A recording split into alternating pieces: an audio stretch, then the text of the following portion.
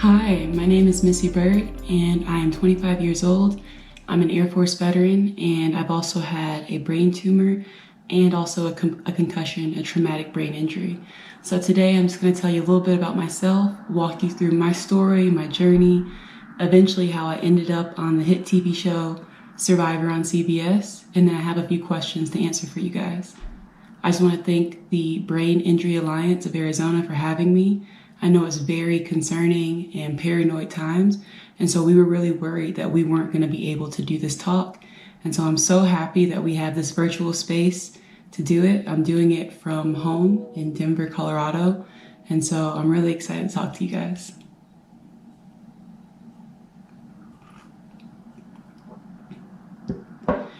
Oh, all right. So to get started, I want to give you a brief backstory into my life, where I'm from, and kind of how I got to where I am. And yeah, we're just going to dive right in. Okay. So like I said, I'm 25 years old, and that's pretty young, right? A lot of people say, wow, how could you have any life experience to speak on? And when I go to do these talks, it's really funny. I know I'm usually the youngest person in the room, but I always tell everyone what I've been through surpasses my years in age. I know I'm only 25, but honestly, I feel like I've seen quite a bit more. And so I'm from Atlanta, Georgia. So I grew up in Georgia pretty much my entire life. We didn't have the money to leave very often, so no vacations, no traveling outside of the state. I went to public school, and my mom was a single mom. She worked 2 jobs. And as a kid, I never understood the sacrifice that she went through just to provide for us the simple things: food, shelter, just like the basic necessities. My mom did all that by herself. My grandparents lived about 11 houses up the road, and so they would come by and like babysit, take care of us, but my mom was taking most of that weight. And it's so crazy now to be older. I'll sit and reflect. She did that. She really, really did that. There were times when the lights didn't come on, because she had to choose which bill to pay for, and lights weren't as important as making sure we had groceries. And so it was a very real struggle.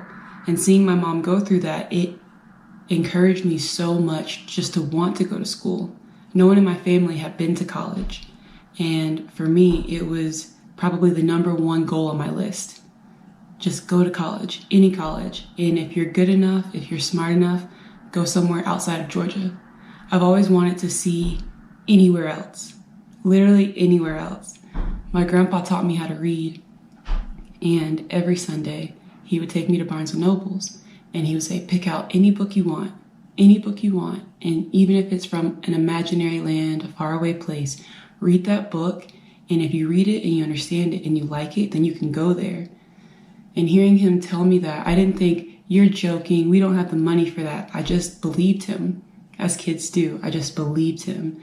And it made me feel empowered to think that I could go to the Eiffel Tower. I could go see the Wall of China. And so every Sunday, Sunday is still my favorite day, because every Sunday he would pick me up without fail, no matter what, and I would go get a brand new book to a brand new country, a brand new place. And so having that, and then also seeing the struggle that my mom was going through, constantly trying to provide for us, I dedicated everything, my entire life, to studying. I wanted to be a straight A student. I knew that straight A students get to go to good colleges, maybe for free. And I don't think it really set in until my mom sat me down. I was probably about 10, and she said, Missy, we can't afford college. We will not afford it. You won't go. You can't go unless you pay for it. And one way you can do that is by playing sports. You're already smart, but try sports as well. And when she said that, I was like, wow, okay. I was playing softball for fun. Softball was cool, hung out with my friends. But then as I learned more, basketball gave out more scholarships to women at the time. And so I was like, okay, I quit baseball. I quit softball that day, picked up a basketball and started learning. They say you need 100,000 hours to become an expert at something. And I remember hearing that number in my head, and I started keeping a log of how many hours I had been to practice and how many games I was having, how much I was running, because I needed to be good at basketball. I needed to be good at basketball and also be very smart, because the main goal was to get out of Georgia, go see the world, go see Paris, go see anything. And so pretty much my entire adolescent life was just in front of a book. I didn't make many friends. My teammates were my friends. I have a younger brother, so I hung out with him a lot. But for the most part, I turned this basement area in our house into my study. And I'm, 12 to 16 years old. Don't enter my study. Don't knock. If I'm studying, this is not the place for you. It was for nobody else to come in. All that was in there was a laptop and a printer. And I would just sit in there for hours.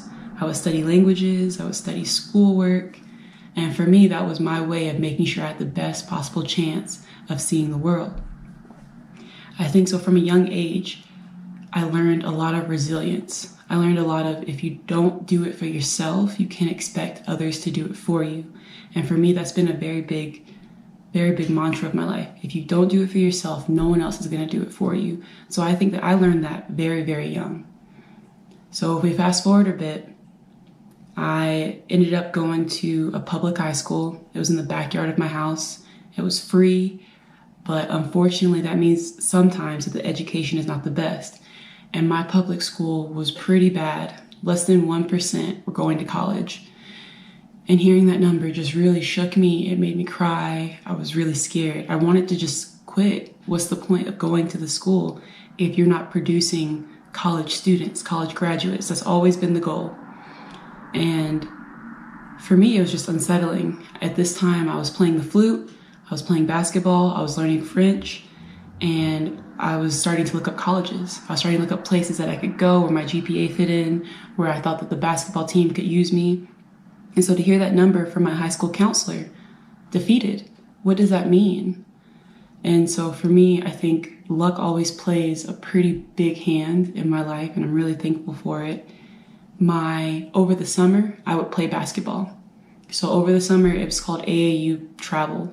You would travel, go to random gyms all over Atlanta, maybe into Alabama, and these coaches from colleges would come and watch you. They would scout you. So every weekend, I would have a really good breakfast. I would go stretch, a little bit of meditation, and I would get ready to go play for these colleges who would hopefully, in turn, want to give me a free scholarship to their school. Any college at this point. I'll take any college, because my high school wasn't providing adequate answers, right? And so there was one game, my AAU coach, Coach D, he walked over to my mom and he goes, "Missy's smart, but it's not enough." And she looked at him and she just said, "Yeah, I know that it's not enough. She has to have more." And he said that he had just gotten his daughter enrolled in a private school about an hour from my house. Private school, which means the tuition was way more than a single mom could pay for. Not even a question. It kind of sounded like a joke to her, and she wanted to laugh, but instead she started crying, and she said, we can barely afford this summer basketball league. It's a couple of $1,000s each summer. There's no way I can afford $17,000, $18,000 for this top-notch high school education. Any student that goes there goes to college, goes to Ivy League schools, goes to military academies, the best of the best. And he told her that he got me a meeting with the school, that the basketball coach was in need of a player, and that she would she would create a financial package for me to be able to play basketball and also go to this private school. So basically, I got a D1 scholarship, a Division I scholarship to a high school. So that was my first scholarship. I met with her, I met with the team, I fell in love. It was a campus, it was a college campus, it was a gated community. You don't have locks on your lockers. The teachers were dedicated to teaching you. I had been learning French for maybe a year at this point, 3 years at this high school, and I was fluent. I was completely fluent in French, ready to go to college and become an expert in French, ready to become a linguist, because that's how great the education was. And I went from having zero college prospects to Brown, Air Force Academy, Davidson, Stetson, just all these schools that you hear about. But I never imagined, or my family never imagined, that it would be an option for us, because it never has been. So that was a very big change, a very big swing in my life. It felt like a huge win.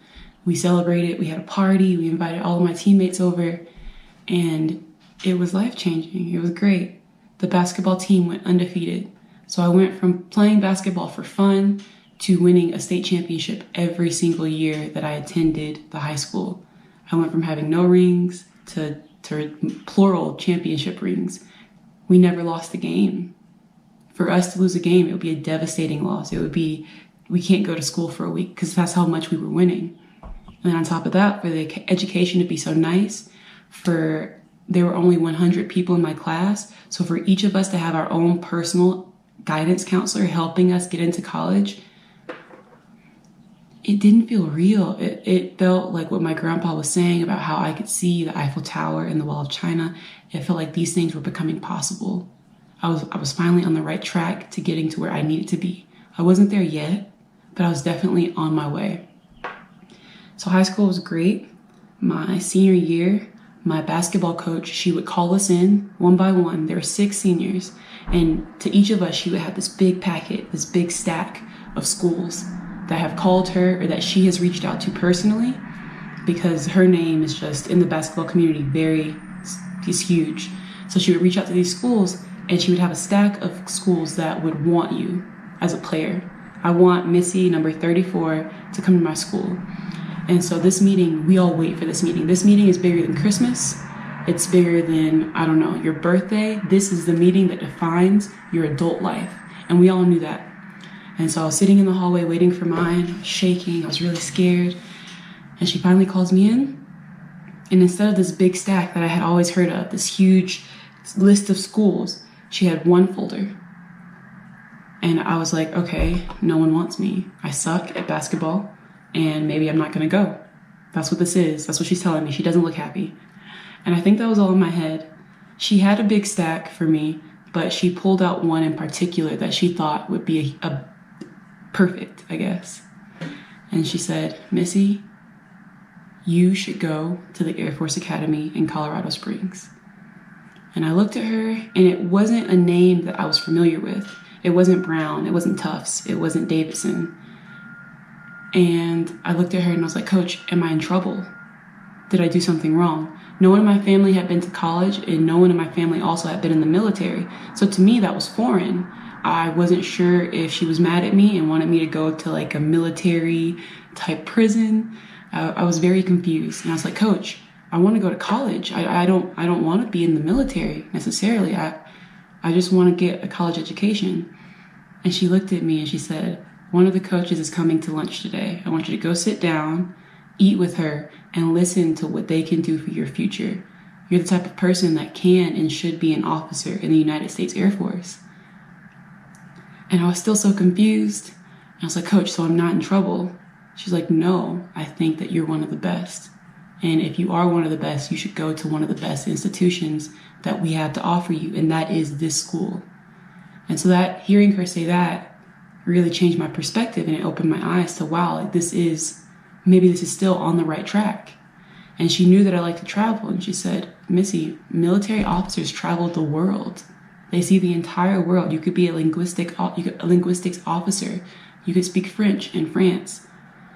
And it just blew my mind. I went from thinking I was in trouble to, wow, okay, let's hear it out. Let's hear her out. And so I go to lunch. The coach had traveled from Colorado Springs to Georgia to meet with me. And that seemed pretty big, right? So she had lunch with me. She was telling me about all the things the school has to offer. You go to school as a student, but you're also in the military. And while going to school, you receive a paycheck because every military member receives a paycheck. So she told me you wouldn't have to worry. You would be able to support yourself. I know she knew that my mom wouldn't be able to send money. I know a lot of you watching probably have children that have gone to college or grandkids that are in college, and you probably send them a check every so often just to make sure they're taking care of themselves and they're eating properly. My family was not able to do that. And I was very, very, very aware that if I were to go somewhere, it had to be where I could be self-sustaining, self-sufficient, because it would be just me. If you were waiting for someone to do it for you, that's wrong. You have to do it for yourself. And so remembering that and knowing my family situation, hearing that coach say, you could support yourself. Wow, yes, okay. And she told me that she wanted me to come visit the school. She paid for my entire family, my mom, my brother, my grandma, and myself, to fly to Colorado Springs and to visit this campus where I would hopefully be spending 4 years of my life. And then eventually I would be an officer in the United States Air Force. Very big meeting. So we head out to the academy. And the Air Force Academy, my first thought about it was, wow, it is ginormous. It was huge. It spanned across multiple acres. Some just were open fields. There were room for your horses. If you had a horse in high school and you wanted to bring it with you, they have room for that. There's an ice skating rink. The library was 6 floors. You could get lost. You could go sit. I don't need my own private office. I could just go have a room in this big library and study whatever I want. It was crazy. I had been on a few other visits at this point, and seeing the contrast between the players. I went to one school in Florida. The players just wanted to take me out drinking and having a good time. That's not what I wanted to do. I got to the Air Force Academy. The players took me to a poetry slam. I'm not joking. They took me to a poetry slam and we sat and we listened to poetry. And they told me that this was a common Thursday night out for them. I fell in love. These girls were articulate. They were intelligent. And I felt like their intelligence was something that I aspired to have, which was not something that I truly felt at the other schools from my future teammates. And so I was like, wow, they're smart, well-spoken. They love this school. I got home to the hotel that night and I looked at my mom and I said, Mom, this is the school. This is the one. We can sign the papers. And for me, that was just such a weight lifted because I got into college. Like, that's wild. That blows my mind. And not only got in, they're going to pay for all of my schooling. They're also going to pay me to go. Okay. You know, and the list that I had for high school, I felt like I had completed it. Get good grades, study a language, get into college, and be self-sufficient. Just by signing those papers to the Air Force Academy, I had done all of that. And I felt accomplished. I felt very accomplished. And now, moving forward, the next big thing was getting through basic training. So yes, it's still college, but it's also still the military, and they make you go through a 6 to 8 week course of survival. You're living outside, you're living in tents. Sometimes you're just living in the woods without shelter. And every day we are working out hundreds of miles. I have no idea how many miles I ran over the course of that 2 to 3 month period. So much. And eventually your body just goes into a state. I don't remember much of it. I know we worked out. I know I had thousands of push-ups, thousands of pull-ups. I would say at that point in my life, it was the most difficult thing that I had been through. I thought that my childhood was difficult. I thought that getting into that private school, getting into college was hard. But now here we are in college, and this is blowing it all out of the water. To date, the hardest thing I had ever done. And to feel every day ticking by, to have accomplished every single day, and to feel myself getting stronger, running faster, seeing myself break my times from when I first got to Colorado Springs to now, it was a very, I love feeling accomplished. I love that validation, which is very important to me. Like, wow, you're doing this. When I first got to basic training, and remember, in Colorado, you're elevation. So coming from sea level, I had never felt anything like that. I was in shape. I truly believe that I'm a very in shape person. Going from sea level to Colorado Springs, I would say that my 1.5 miles, I don't know, maybe like 6 to 10 minutes, whatever is like a decent time for an 18-year-old to have 1.5 miles, 6 to 10 minutes. We did it at elevation, 25 minutes. I couldn't breathe. I couldn't move. Sometimes I would stop running just to lay down and cry, to be completely honest. It just hurt. It felt like my lungs, one had been removed and the other one was on fire. Couldn't move.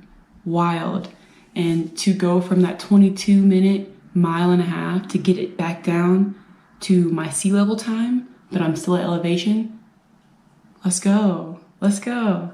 So just like small things like that, as I was going through basic training, they meant a lot. And basic was where I really started to journal too. I started to write out aspirations and goals. And I think that this was where my first big bucket list came from, was basic training. My high school and adolescent life bucket list, go to a good school, learn a language, that was just the foundation. This list was more, what are your future goals? And for me, it was a very short list. Get through basic training. Make sure you feel yourself getting better every day. And then also start studying French. Get ready to apply to the French immersion program where they send about 5 cadets out of the thousands of us to go live in France for 6 months. That was my goal. I was good enough in French. I knew that and I was confident that I could do it. Now I just have to make the application and get accepted. So that was the next list that we were working towards. Basketball was difficult. I came from a winning program, 3 championship rings, to a program that was just getting started. The girls were athletic and good, but I remember thinking and accidentally telling my teammates, I think my high school team can beat us, guys. I think my high school team could get on a court right now with us in college and they would win, hands down, wouldn't be a competition. And so to feel that and to realize that, I was different. It was a very different change. It was a growing program. Our rehab facilities, though, were state of the art.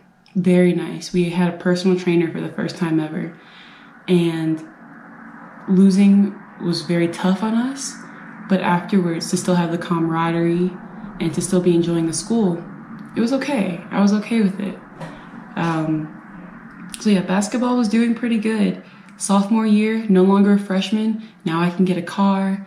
Now I can leave base more often. Everything was going well. I'm still self-sufficient because we're getting paid to go to school. My teammates were my friends, but now for the first time ever, I had friends that did not play sports. Like I was hanging out with people that were not the people I was forced to be around. I was hanging out with my dorm mates, hanging out with my roommates, hanging out with the people in my squadron that we lived with. And that change also felt normal. I felt like I was finally coming into what my life would be like as an adult. And I truly felt that. And I remember journaling about it often. Sophomore year came. And all of a sudden, I don't know what it was. I wouldn't even say all of a sudden. Gradually, I felt different. I can't give you a specific day or time where I was just like, you're off, something's off. But over time, it was just building and building. I don't know what it was.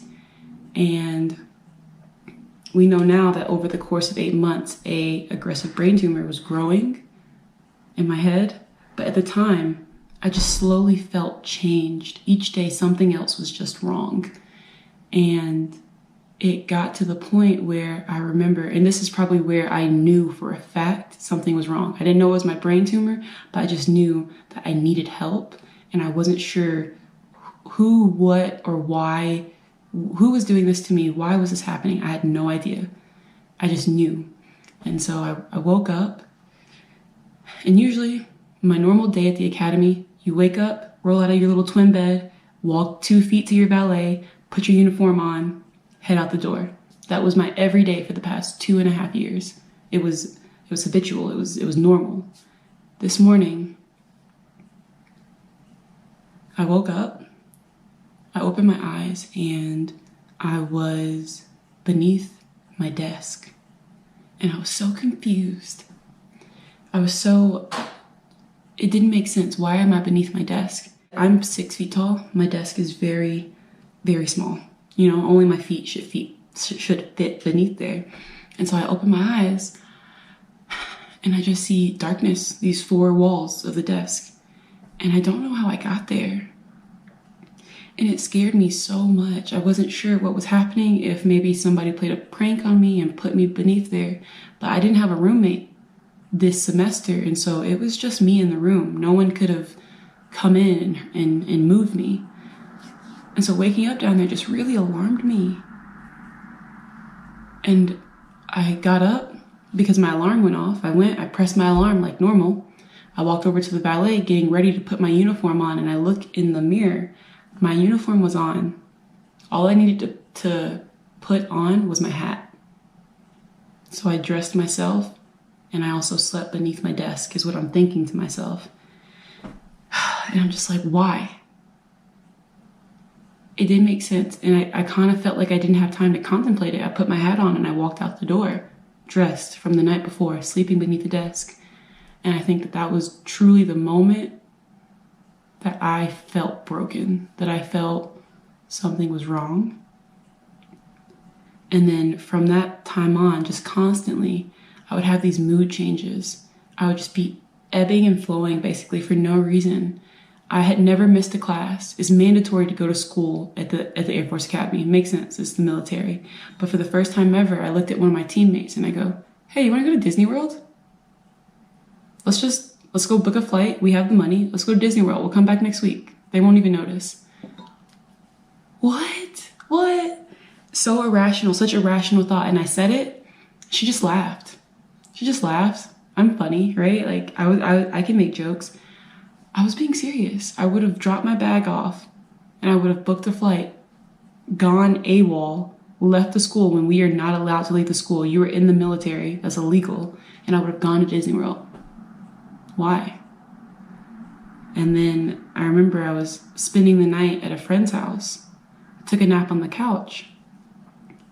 I woke up normal. Took a nap, wake up from the nap, very normal. And I looked down at my feet and one of my socks were missing.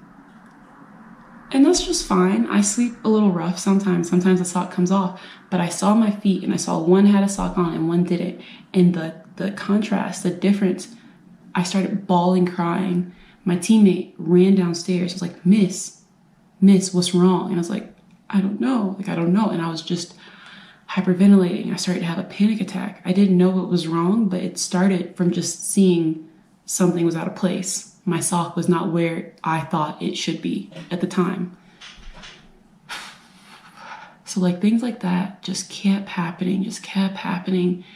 And it got to the point where I knew I had to go to the doctor. I'm not sure. This is not my normal behavior. Let's go talk about it. I get to the doctor and he says, you are an athlete at the United States Air Force Academy. You are one of the best and the brightest in the entire country. It's just stress. You're young, you're healthy, you're stressed. And I looked at him and I mean, you don't want to talk back to your superiors, right? Because he's also probably a colonel in the Air Force, I think he was. So I said, yes, sir. But in my mind, I'm not stressed. I know stress. I went to a private high school not knowing whether or not I would be able to afford college. I know stress. I have felt stress. This was not stress. And so I just said thank you and I left. Eventually my period stopped. It was about 3 to 4 months of no period, having no period at all. And so I went back to the doctor. Hey, I still feel the same. I'm still having these emotional ups and downs. I'm a little irrational. So my friends are telling me at this point. And now my periods have stopped. Same thing. You run hundreds of miles a week at elevation. We are not at sea level. You're fine. You're stressed and you're very fit. That's not true. That can't be it. That just can't be it, you know? And I went without that period for a year. And the last thing that started to happen that was just probably the most mind-blowing of all of this, I would be walking down the halls or at practice and I would look down at my shirt and I would think, man, I keep spilling something on my shirt. Why do I keep spilling? What is this, juice? I don't drink soda. It can't be soda. It's not staining. It must just be water. My water bottle must have a leak, right? I bought new water bottles. Still kept happening.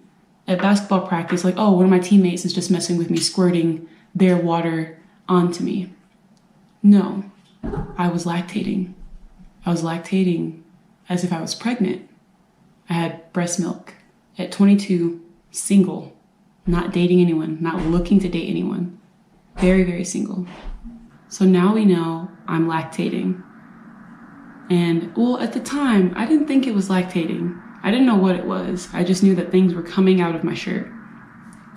And that was probably the last thing that marked heavy decline. So at this point, I've lost 20 pounds. I've developed a stutter. I can no longer look people in the eyes, and I'm consciously hiding from people, escaping, evading, avoiding mandatory meetings, avoiding class, avoiding practice, because to me, something was very, very wrong. And I truly felt that if you were to look in my eyes and really look at me, for me, you would know. And I guess I didn't want anyone to know. I didn't want people to see that I was hurting, that I was suffering, because every time that I asked if something was wrong, I was told that this is a normal thing for someone my age who works out this much, who lives at elevation. And so it was just a very awful time. It got to the point where my behavior made me an unfit candidate to be an officer in the United States Air Force. And I was asked to leave. It was hard. Before getting asked to leave, during this whole time period of this 4 to 8 months of just wild, unfortunate events, my father passed, and I was unable to comprehend that. I thought they were joking, because at this point, I felt as though I was hallucinating all of this. Why did I go from being a straight A student, a team captain, to not even being able to leave my dorm room? None of it made sense. None of it felt real. And so when they told me that my dad had passed in unnatural, unknown ways, it made, you're joking. I laughed in their face. Wow. Yeah. And my bucket list from earlier to complete basic training and to earn my French program, I earned the French program. I was supposed to leave in about 6 months for it. And I would have been living in France. I would have been completely fluent, truly fluent, which was the goal, which was one of the big goals. And it was taken. I was unfit for the program because I was unfit to be an officer. It all just seemed unreal. It just didn't seem fair. It didn't seem right. I truly worked harder than I knew anybody. Anyone that I knew that I was working harder because I knew that I wanted it. I knew that I wanted to graduate. I've always wanted to go to school. I would never do anything to jeopardize being in school. I love school. I love school more than I love hanging out with humans. And so for me, it made no sense. And I had to give 2 more years of service back because of my contract. So when they sent me to my base, I was depressed. I was anxious. I was paranoid, traumatized, afraid of authority, because in my mind, maybe that was who was doing this to me, who was causing all of these negative things to happen. Why is this happening? And I remember I got to the base, not happy to be there. I was signing in to the post office, getting my P.O. box, signing in to the dorm room, and then I went to the routine checkup for the doctor. And I sat down, probably was very rude, and she looked at me and she goes, "You have a brain tumor." And I was just like, I'm so tired of these doctors not knowing what they're talking about. Either I have nothing wrong with me, or this woman saying I have a whole brain tumor in my head. And I just laughed at her and I was like, you didn't go to school, you know? You have no idea. And she just looked at me calmly and she said, "I'll prove it to you." And that was the first time that someone acknowledged that maybe something is wrong and I know that I can help. So a huge moment. She pricked my finger, and usually your prolactin level is between 10 to 14. Mine was in the hundreds, so off the chart. And then she did a physical exam and she looked at me and she's like, "Do you mind if I press here?" I was like, "Yes, go ahead." Or, "No, I don't mind." And she said, "You are producing breast milk. And here on your chart, it says that you're single." I was like, "I am single. That's not breast milk." And she said, "I'll prove it to you." And she showed it to me. It was breast milk. So all of a sudden, I went from not knowing what was wrong with me for 8 months of just black darkness to, not only do I know what's wrong with you, we can test it and we can do more tests to try to fix it. Complete change. And so We did an MRI. It was non-cancerous, right? But before doing the MRI, we had it scheduled. We did it on a Friday. Results come back on Monday. Awful idea. I spent that whole weekend thinking, the reason I felt like this, that I've looked like this, that I've acted like this, I have cancer and I'm dying. I felt that like to my core. And it was heavy. It was painful. I was alone. I was thinking of my death. It was bad. And so to get the result on Monday, and it was non-cancerous, it was such a relief because a few days before this, I didn't even know truly why I was sick or what was causing it. And so over that weekend that I was waiting for those results, I made this bucket list because I love lists. And I said, what are all the things if I don't die? If I don't die, what are the things that you want to do? Anything. Write anything down, because at this point you aren't going to be able to do anything. So write everything down that you want to do. And I just started making a list. At first it was just funny, go see Beyonce. But then I thought about it. I still hadn't been to Paris. My grandpa promised me I would get to see it. I still hadn't seen it. I put that on the list. And I just started making more and more, they were just wishes. See Beyonce, travel the world, take a road trip, apply for your favorite TV show. Why not? Why not? And after we got the results and it was non-cancerous, instead of surgery, we decided to do a medication regimen where I would be on medication for 6 months to see if it would help the tumor dissipate on its own. And so that whole 6 months I was taking my medication, feeling better, knowing what it was, knowing that it wasn't cancerous, and knowing that there was a potential for it to be removed completely. I felt so good. I felt happier. I felt better. And I was going to the University of Washington by day, working in the military by night. So, very long days, very, very long days of just staying busy, watching what I eat, taking my medication. The 6 months, and I kept that list. Just waiting and ready. Like, I will do this list. I deserve this list. This is my list. And those 6 months ended. The tumor had completely dissipated. It was gone. It was gone. It was gone. It was as if it had never been there. You could see an MRI of, a year ago to this one, and it's just clean. And it was so nice. It was such a great feeling. Me and my doctor celebrated. A few months after that, my commitment to the Air Force had ended. And so now I went from thinking I was going to die, hiding beneath desks, avoiding human contact, to having my bachelor's, finishing an honorable military service, and now I have this whole list to complete because I also have my life. First thing I did, I booked that ticket to go see Beyonce. Second thing, I found a friend and we drove from Seattle all the way down to Atlanta. The next big thing, one of the most important things that doesn't make any sense to want to do or to believe maybe that, it may be in my mind, because it does make sense, but one of the biggest, most outrageous things that I probably have no opportunity, it's never gonna happen, apply for Survivor. Apply for this reality TV show where you go starve in the jungle and try to win $1 million. I'd always wanted to apply. Here and there, I would make short videos and short clips to send in an audition tape, but I never did it. I never actually went through with it. And so I was looking at my bucket list, my life list, and I seeing that I was checking these things off, things that I didn't know I would be able to do. I sat down, and on October 8th, I made an audition tape. It took 2 hours. October 9th, CBS called me and offered me my spot to come out for the show. Like, what? It was crazy. So just all these things, I'm writing them down and I'm putting them out into the world. And one by one, they started to come together. Wow. So that brings us pretty much current. I got back from the show. The show was on air recently. It just ended in December.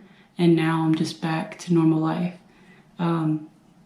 So yeah, it's been a very wild and crazy journey. And then I want to make sure I'm going through these questions that we have. Okay. So yes, my concussion. We hadn't talked about that. We'll come back to Survivor. So I had a concussion while playing basketball. Also during that time period of having my tumor, I went up for a rebound and one of the opposing players elbowed me, pushed me, and then also kicked me once I was on the ground. So my concussion was very bad.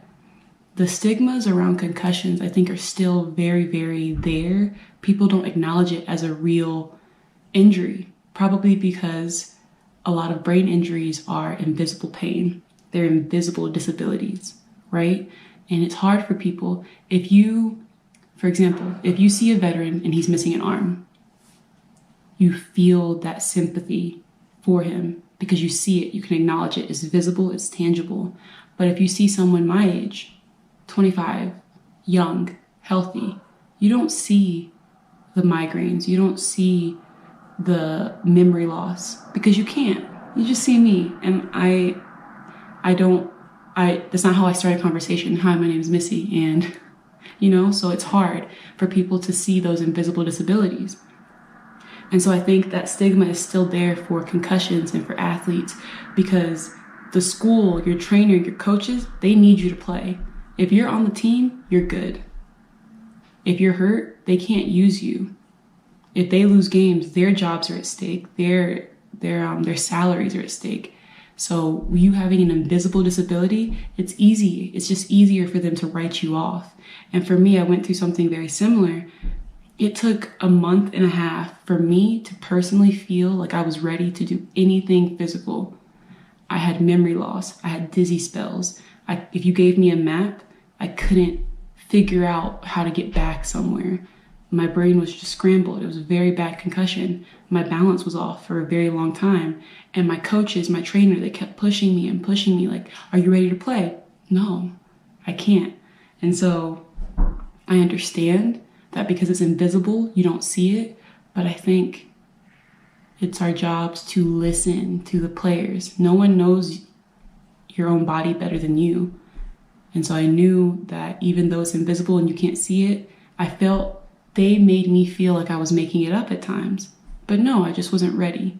So very interesting.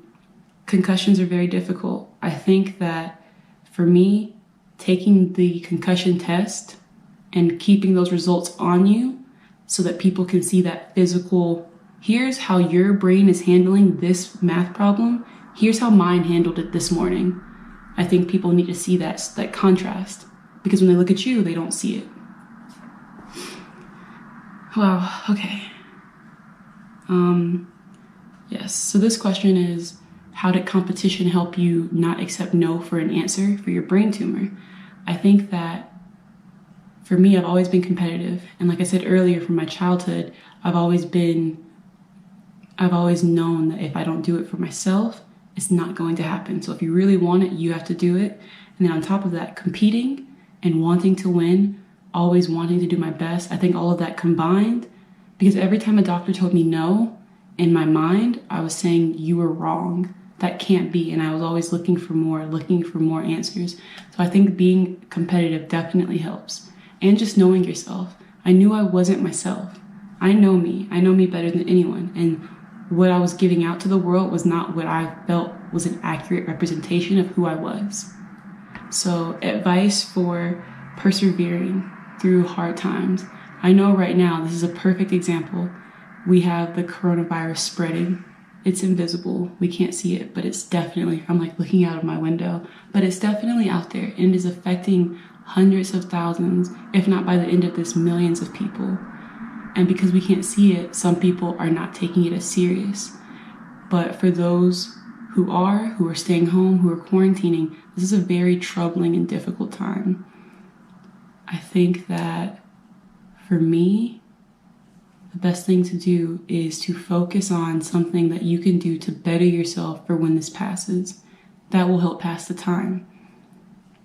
The way that I persevered through my brain tumor and even playing Survivor, living in the jungle and starving for a month, having no food, no contact with the outside world, I spent a lot of time within thinking about things that I needed to better for myself, thinking about things that when this is all over, what new skills will I have? And just like the bucket list I made for my tumor, I made a bucket list for quarantine. I think for me, my bucket list is what helps me get through difficult times. Biggest takeaway. Your biggest takeaway from having a brain tumor. My biggest takeaway, I think that will follow me for the rest of my life, is you don't know what people are going through. And that for me is everything. You don't know what people are going through. And for me to have really experienced that and to feel people not seeing me, not wanting me, not helping me, that has given me a newfound empathy for everyone, for anyone. The way they act may not be an accurate representation of who they are or what they want to present right now. So I always just try to give people grace, just a grace period, you know? I try not to be as harsh, and I think it's made me more understanding of other people's struggles. It's made me more understanding of other people's invisible disabilities because I know that I also have one. So yeah, I think it's changed my life for the better. It's gotten me to places where I never thought I would go, to states, to countries. It's made me a public speaker. Things that I never would have thought that I could do, my brain tumor has given me that. So in a very strange way, I do see my brain tumor as a gift. Okay, and then why Survivor, right? Because Survivor's so wild. This is the last question. So for those who don't know what Survivor is a reality TV show. It comes on CBS Wednesday nights at 8, and it is 20 strangers come together in the jungles of Fiji. You don't know anyone. You don't have a cell phone. You don't have any personal comfort. All you have is the outfit that you're wearing, and you survive in the jungle with a machete, a pan, and like a big Costco-sized bag of rice. That's it. And why did I want to play? I just wanted to see if I could. For me, was the biggest thing. Can you push yourself further? Having the brain tumor, I truly felt broke me. It broke me down. Basic training broke me down. Not knowing whether or not I would go to college, my high school, not having kids going to college, it broke me down. All these things broke me down, but it also defined who I was. I know that I'm happier, smarter, healthier because of these moments where I was so hurt. Survivor felt, as I was watching, felt like that type of, I feel like you truly become who you are in these desperate situations. You learn whether or not you are capable. And if I'm capable of surviving a brain tumor, if I'm capable of surviving basic training, if I'm capable of getting out of Georgia, finding a way to get to college, being the first person in my family to join the military, then I'm capable of surviving in the jungle. Not only capable, I felt that I could do really well. And so for me, that was why I'm always ready and willing to push myself to new limits, because when you get to that breaking point, when you want or feel the need to make that new bucket list, that's truly what I felt. Each one of those bucket lists were truly an accurate representation of what I wanted out of life. And coming home from Survivor, I have a whole new bucket list to work on. So for me, that was why.